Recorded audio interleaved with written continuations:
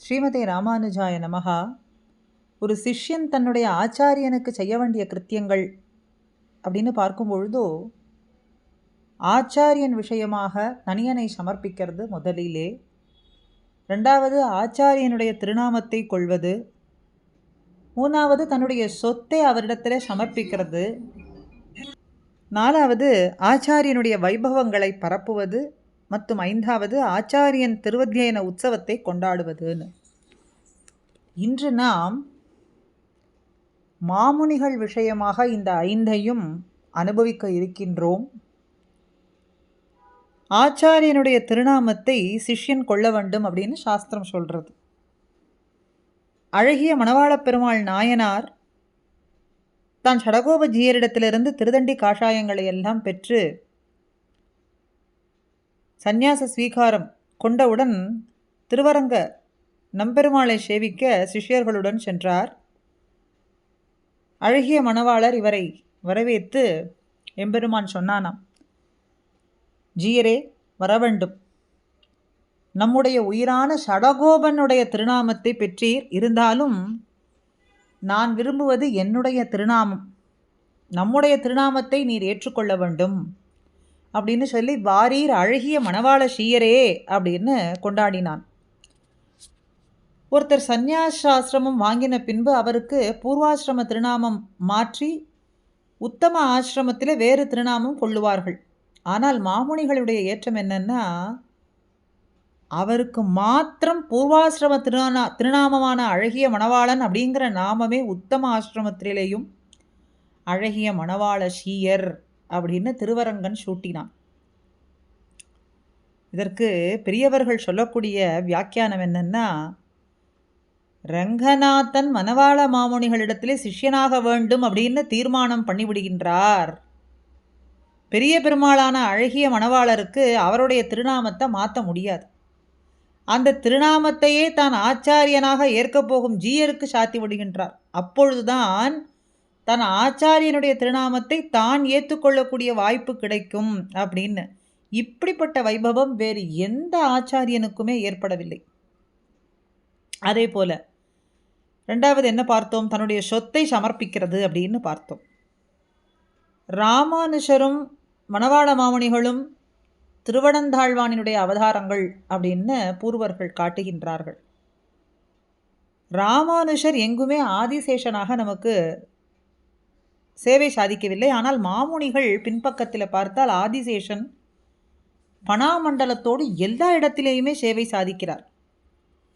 இதற்கு பெரியோர்களுடைய விளக்கம் என்னன்னா, திருவரங்கநாதன் தன்னுடைய சீரிய சிங்காசனம்னு சொல்லக்கூடிய திருவனந்தாழ்வான் ஆஸ்தானத்தை தன்னுடைய ஆச்சாரியரான மாமுனிகளுக்கு கொடுத்தார். ஆக மாமுனிகள் சேஷபீடத்திலே ஞான முத்திரையுடன் வீத்திருந்து உபதேசம் பண்ணினார் அப்படின்னு நம்முடைய சம்பிரதாயத்தில் சொல்லக்கூடிய ஒரு வரலாறு. பரதத்துவம் அப்படின்னு நாம் கொண்டாடக்கூடிய பெரிய பெருமாள் தன்னை விட பெருமையை கொடுத்திருக்கார் பெரிய ஜீயருக்கு அப்படின்னு தெரியறது. அதுபோல ஒரு சிஷ்யனானவன் என்ன செய்ய வேண்டும், ஆச்சாரியனுடைய வைபவங்களை பரப்புதல் அப்படின்னு பார்த்தோம். திருவரங்கன் திருவாய்மொழியினுடைய வியாக்கியானங்களை ஒரு வருட காலம் மாமுனிகளிடம் கேட்டு அனுபவித்தான். சாத்துமுறை ஆண்டு சிறுவனாய் ரங்கநாயகனாய் வந்து ஸ்ரீசைலேச தனியனை சமர்ப்பித்து எல்லா திவ்ய தேசங்களுக்கும் சேனை முதலியார் மூலமாக ஸ்ரீமுகம் கொடுத்து எல்லா காலகட்டங்களிலும் தொடக்கம் சாத்துமுறை காலங்களிலும் மணவாள மாமுனிகள் தனியன் சேவிக்க வேண்டும் அப்படின்னு நியமனம் பண்ணினான். அப்படி அந்த நியமனம் படி பத்ரிகாசிரமம் முதல் எல்லா திவ்ய தேசங்களிலும் எல்லா ஆச்சாரியனுடைய திருமாளிகைகளிலும் எல்லா வைஷ்ணவர் திருமாளிகைகளிலும் ஸ்ரீசைலேச தனியன் ஆரம்பிக்கிறார்கள். முடிக்கும்போது என்ன சொல்கிறோம், மணவாள மாமுனியை இன்னும் ஒரு நூற்றாண்டிரும் என்று முடிக்கின்றோம். ஆக முதல்ல நாம் பார்த்தது ஆச்சாரியன் விஷயமாக தனியன் சமர்ப்பிக்கிறது. அது சிஷ்யனான அழகிய மணவாளனான நம்பெருமாள் தன்னுடைய ஆச்சாரியனான மணவாள மாமுனிகளுக்கு ஸ்ரீசைலேச தனியனை சமர்ப்பிக்கிறது. ரெண்டாவது ஆச்சாரியனுடைய திருநாமம் கொள்வது அப்படிங்கிறதுனால அழகிய மணவாள ஷீயர் ஆன அவருடைய நாமமே தனக்கு இருக்கிறது அப்படின்னு அவருடைய நாமத்தையே கொண்டிருக்க வேண்டும் என்று சிஷ்யனாக ஆவதற்கு முன்பே திட்டமிட்டு விட்டான். தன் சொத்தை சமர்ப்பிக்கிறது என்னது? தன்னுடைய சொத்தான ஆதிசேஷ பீடத்தையே அவரிடத்திலே கொடுத்து விட்டது. ஆச்சாரியனுடைய வைபவங்களை பரப்புவது எல்லா திவ்ய தேசங்களிலும் எல்லா திருமாளிகைகளிலும் இன்றளவும் நடந்து கொண்டு வரும்படியாக அதையும் எம்பெருமான் செய்து விட்டான். அடுத்தது கடைசியாக ஆச்சாரியன் திருவத்தியன உற்சவம் கொண்டாடுதல் அப்படின்னு. இன்றளவும் பெரிய கோவில் திருவரங்கத்திலே பெரிய சீயருக்கு மாத்திரம் மாமுனிகள் சந்நிதியிலே மட்டும், மற்ற திவ்ய தேசங்களில் கோவில் கொண்டு எழுந்தருளியிருக்கும் மாமுனிகள் சன்னதியில் இல்லாமல் திருவத்தியன உற்சவம் இன்னும் கொண்டாடப்படுவதற்கு பெரியோர்கள்லாம் நமக்கு காட்டி கொடுக்கிறார்கள். திருவத்தியன உற்சவம் இன்றும் நடைபெறுகின்றது. அதற்கு பிறகு நட்சத்திரம் மாத்திரமே கொண்டாடப்படுகின்றது. திருவரங்கன் திருவாய்மொழியினுடைய வியாக்கியானங்களை ஒரு வருட காலம் மாமுனிகளிடம் கேட்டு அனுபவித்து ஸ்ரீசைலேச தனியனை அருளி செய்தது பிரசித்தம். இப்பொழுது நாம் அனுபவித்தோம். அன்றிலிருந்து மாமுனிகளினுடைய திருநட்சத்திர பரிபாலனம் வருடந்தோறும் பெரிய பெருமாள் சந்நிதியிலிருந்து மரியாதைகளுடன் நடத்தப்படுகின்றது. அதே போல பெரிய சீயர் பரமபதித்த மாசி மாதம் கிருஷ்ணபக்ஷ துவாதசி திதி பெரிய பெருமாள் சந்நிதியிலிருந்து விசேஷ மரியாதைகளுடன் கொண்டாடப்படுகின்றது. மாமுனிகளுடைய சிஷ்யன் ரங்கநாதன் இன்னும் திருவரங்கத்திலே எழுந்தருளி இருப்பதனாலே ஆச்சாரியனுக்கு செய்யும் மரியாதையாக திருவத்தியனம் கொண்டாடப்படுகின்றது அப்படின்னு பெரியோர்கள் சொல்கிறார்கள். அழகிய மணவாளன் நித்தியமாக இருப்பவன். கடல் நீர் உள்ளளவும் வான் இருக்கும் அளவும் சந்திரசூரியார்கள் இருக்கும் அளவும் நித்தியமாக இருக்கும் கர்த்தா ரங்கநாதன். ஆகவே மாமுனிகளினுடைய திருவத்தியன உற்சவம் 565 ஆண்டுகளாக தொடர்ந்து நடைபெற்று வருகின்றது அப்படின்னு ஒரு சிஷ்யன் தன்னுடைய ஆச்சாரியனுக்கு செய்யக்கூடியதான கிருத்தியங்கள்னு இப்போ பார்த்தோம்.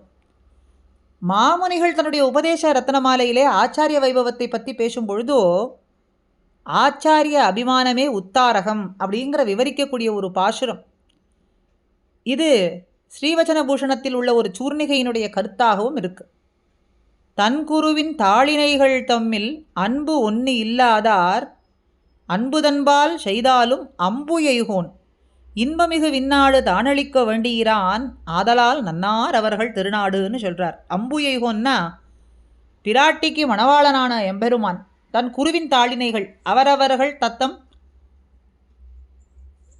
தம்மில் அன்பொன்னில்லாதார் ஆச்சாரியரிடத்திலே அன்பு வைக்காமல் பெருமாளிடத்திலே அன்பு வைத்தாலும் இன்பமிகு விண்ணாடு தானளிக்க வேண்டியிரான், அவர்களுக்கு மோட்சம் கொடுக்க மாட்டானாம். இது பொதுவான கருத்து. பிராட்டிக்கு மணவாளனான எம்பெருமான் அவரவர்கள் ஆச்சாரியர்களிடத்திலே அன்பு வைக்காமல் பெருமாளிடத்திலே அன்பு வைத்தால், அதாவது தன்னிடத்திலே அன்பு வைத்தாலும் அவர்களுக்கு மோட்சம் கொடுக்க மாட்டான் அப்படிங்கிறது இந்த பாசுரத்தினுடைய பொதுவான கருத்து. ஆனால் ஸ்ரீ வைஷ்ணவ பெரியோர்கள் சொல்லக்கூடிய சுவையான கருத்து என்ன தெரியுமா? பிராட்டிக்கு மணவாளனான பகவான் அம்புயைகோன் தன் குருவின் தாளினைகள் தம்மில் அன்பொன்னு இல்லாதார், தன் குருவாகிய மணவாள மாமுனிகளிடத்திலே அன்பு வைக்காமல் தன்னிடத்திலே பெருமாளிடம் மட்டுமே அன்பு வைத்தாலும் இன்பமிகு விண்ணாடு தான் அளிக்க வேண்டுகிறான், அவர்களுக்கு மோட்சம் கொடுக்க மாட்டாம் அப்படின்னு காட்டுறார்.